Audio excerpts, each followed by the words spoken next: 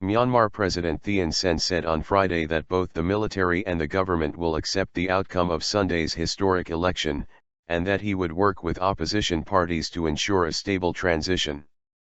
Speaking hours before the two-month election campaign period ends, Thein Sein said a successful election was the key step to continue the reforms he ushered in after coming to power as the head of a semi-civilian government in 2011. "I'd like to say again that the government and the military will respect and accept the results. I will accept the new government formed based on the election result," Thein Sein said. The opposition party of Nobel laureate Aung San Suu Kyi is expected to garner the most votes, but it is unclear whether she will win the landslide needed to control the presidency.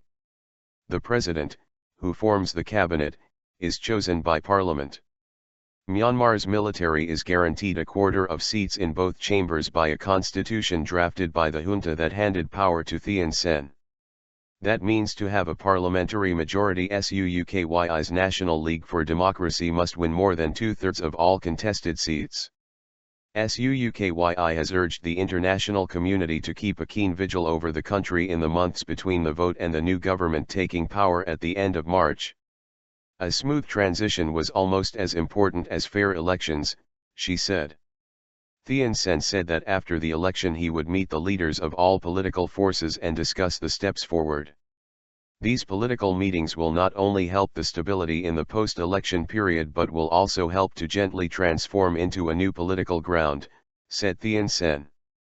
Thein Sein acknowledged that organizing an election was a challenge, but stressed the government's commitment to a credible vote and said more than 10,000 observers will scrutinize the process. Preparation for the elections has been marred by a series of setbacks, with around 4 million people unable to cast their votes.